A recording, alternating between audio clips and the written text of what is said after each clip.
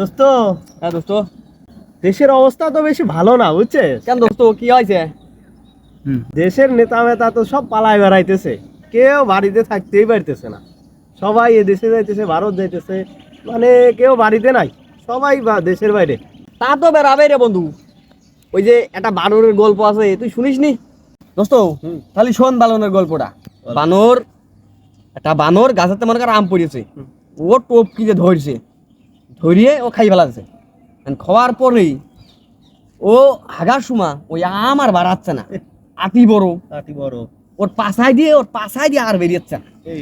এই মনে কাজে খুব কষ্ট করিয়ে চিড়ি মিড়িয়ে বাই করেছে। আচ্ছা, বাই করার পরে ওই বানর যতদিন বাঁচি আছে আম খাওয়ার সময় আগে পাশায় মাপ নাই, যে বেরোবে বেরিয়েও কি না। হ্যাঁ, বুঝতে পারছি। তাহলে এবার বুঝছিস তো এই দেশের নেতা আগেদের অবস্থাও এখন এরকমই। হ্যাঁ, এরা মানে এরা আগে পাশায় মাপ দিয়ে নেয় নাই না, এই কারণে পালায় পালায় বেড়াইতে। হ্যাঁ ও, বুঝতে পারছি দোস্ত। হ্যাঁ।